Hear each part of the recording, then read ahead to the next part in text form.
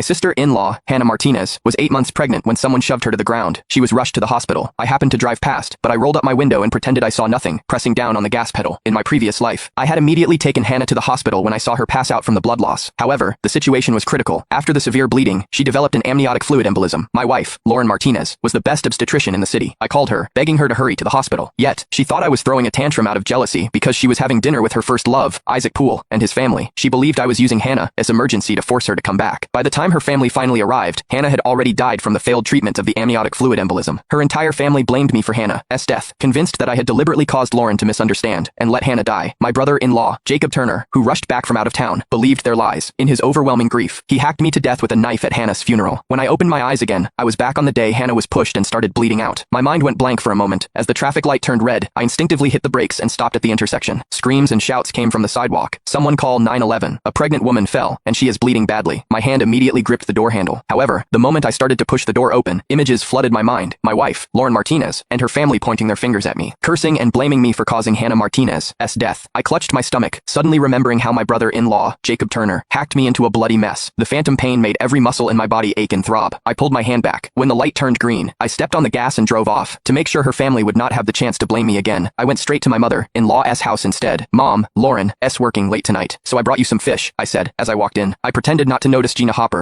flustered expression as she quickly ended her video call. Charles, you are here, Tinby. Just as she started, her words were cut off by her phone ringing. She picked it up, and her face went pale as tears instantly welled up in her eyes. Her legs went weak, and she practically crawled toward me. Quick, we need to get to the hospital. Hannah fell, even though I already knew this would happen. I faked a shocked expression and helped Gina into the car. Then, I drove as fast as I could to the maternity hospital where Lauren worked. Since I had not interfered in the matter in this life, a passerby had called the ambulance and sent Hannah to the hospital. By the time we arrived, Hannah was already in the operating room. Family members, please sign here. The patient is 32 weeks pregnant and has severe bleeding from the fall, so we need to perform an emergency C-section. Just like in my past life, Gina signed with trembling hands. I said to Gina, Lauren is the best obstetrician in the city, and she is on shift tonight. Just to be safe, I'll call her over. Gina hesitated for a moment, then nodded. I called Lauren 3 times in a row, but no one answered. Mom, Lauren might be busy. I'll go to her department and find her. Gina's eyes flickered as she nodded at me. However, the moment I walked away, she called Lauren herself. I knew Lauren was not at the hospital at all, so of course, I was not going to waste my energy looking for her. Instead, I stood in the stairwell, watching Gina dial Lauren's number repeatedly, her expression shifting from calm to anxious to desperate as tears streamed down her face. I smirked, could not help it. She had no idea that her precious daughter had put her phone on silent, so she could spend some time with her first love, Isaac Poole. Before I arrived, Lauren had just finished a video call with Gina, just to make sure her mother would keep me around a little longer and not bother her while she was out with Isaac. Watching Gina pace around like a cat on a hot tin roof, I deliberately jogged back, panting for breath. Mom, Lauren's co-workers say she is not working late today, and she won't pick up my calls either. A flash of guilt crossed Gina's face, but she still covered for Lauren. She probably got called out somewhere. If you can,